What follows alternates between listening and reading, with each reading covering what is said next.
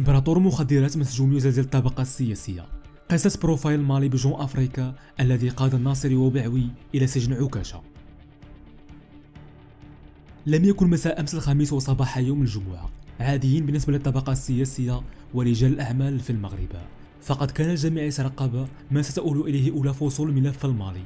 الرجل الذي يقضي عقوبة سجنية طويلة بسجن الجديدة بتهم تتعلق بالاتجار الدولي في المخدرات، لكنه جرى معه إلى الهاوية أسماء ثقيلة بلغت في المجمل 25 شخص، تقررت متابعة 23 منهم في حالة اعتقال.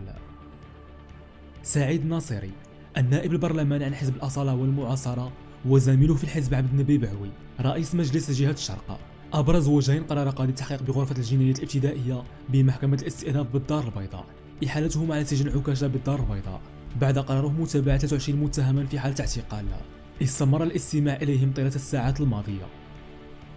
وكان 25 شخصا قد أحيلوا على أنظار الوكيل العام للملكة بالمحكمة ذاتها مساء يوم الخميس، قادمين من الفرقة الوطني للشرطة القضائية ضمن تحقيقات التي تهم ملفا معقدا ومتشابكا يتعلق بتهجير المخدرات يلقب بالمالي، ليواجهوا جميعا تهما ثقيلة أبرزها الاتجار الدولي في المخدرات وتزوير وثائق رسمية وتبييض الأموال، والتي ارتبطت أسماءهم بها منذ حوالي 4 أشهر ونصف. القصة التي كانت من الواضح أنها ستأخذ مسارا قضائيا صارما بالنظر لأنها أصبحت تتعلق بسمعة المغرب. بدأت على شكل مقال أقرب إلى البروفايل نشرته مجلة جون أفريكا الفرنسية بتاريخ 9 غشت 2023 حول شخص يدعى الحاج أحمد بن إبراهيم والشهير بالمالي لكونه ابنا لزواج مختلطة، فأمه مغربية وأبوه من مالي.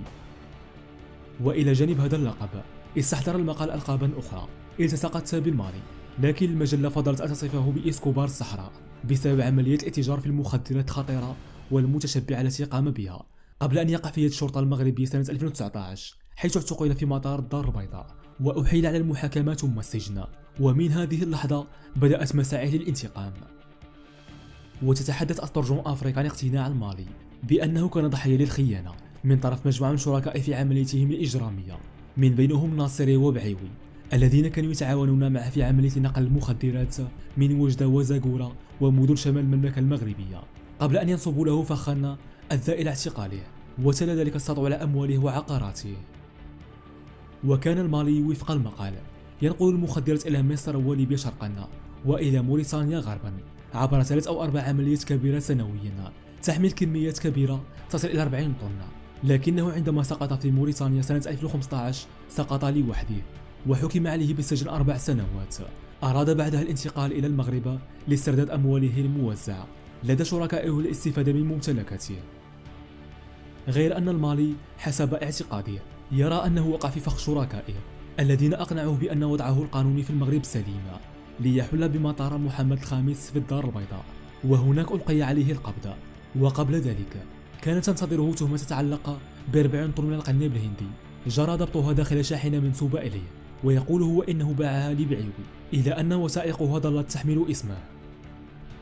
ونقلت جون أفريكا عن المالي تحت يافطة مصدرها الخاصة حديث عن الاستيلاء على الكثير من أمواله التي كانت في ذمة شركائه مقابل فوائد، بالإضافة إلى سلب شقة في الدار البيضاء أخذها بعيوي وفيلا في المدينة نفسها استولى عليها الناصري، وهو الأمر الذي دفعه إلى فتح الأمر وتقديم شكوى ضدهم.